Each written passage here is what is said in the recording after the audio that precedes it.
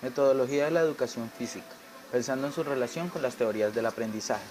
Trabajo presentado por Ricardo Triviño Chávez, código 2013-1-115-955. En primer lugar, debemos aclarar el significado de la palabra método.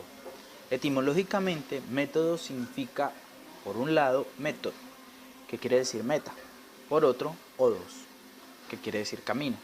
En relación a su concepto básico, el diccionario se refiere, cuando habla del método, al orden que se sigue en las ciencias para investigar y enseñar la verdad.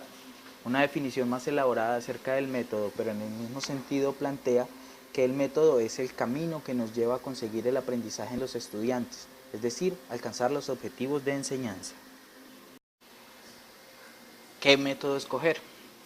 Hay diferentes métodos para la enseñanza, no solamente de la educación física, sino de todas las materias que tienen que ver con la ciencia. La construcción del método es una posibilidad, ya que nos permite no tener un método preestablecido, sino a partir de la realidad en la que estamos inmersos, desarrollar un propio método. Y desarrollarlo como práctica intencional, es decir, como una herramienta que sea aplicable a la realidad. Hay diferentes tipos de enseñanza. Generalmente estos métodos o tipos de enseñanza están ligados a una escuela o a una corriente dentro de la filosofía de la educación. Hay un método tradicional, hay un método participativo y hay un método cognitivo. En el método tradicional encontramos el mando directo. En el participativo encontramos la herramienta de la enseñanza recíproca. Y finalmente en el cognitivo encontramos la solución de problemas. Dentro del primer método encontramos el mando directo. El mando directo se encuentra vinculado a la escuela tradicional. También se encuentra vinculado al sistema pedagógico conductista. En este sistema no hay participación de los alumnos y hay una plena cadena de mando establecida. En este mando directo no es necesario que el profesor cree una interrelación con los alumnos. Simplemente es como el director designa las labores a realizar, los proyectos, las metas, pero no hace una demostración de la forma como debe realizarse. En segundo lugar encontramos la enseñanza recíproca. Este método de enseñanza aparece cuando cambian también los modelos pedagógicos, en donde se empieza a reconocer la importancia de tener en cuenta dentro del área de la enseñanza los conocimientos de los alumnos. En este modelo se tiene en cuenta las habilidades y las capacidades del estudiante. Se establecen relaciones entre la edad y las cualidades que debe tener.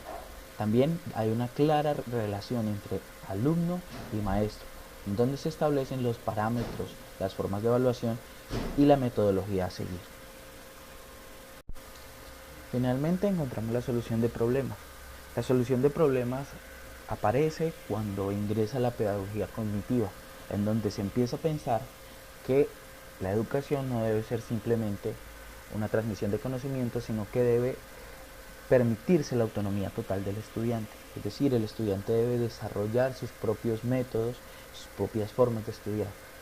El papel del docente como moderador se hace evidente, ya que no interviene sino como asesor, es decir, da pautas y aclara dudas para permitir el desarrollo de habilidades creativas en el estudiante.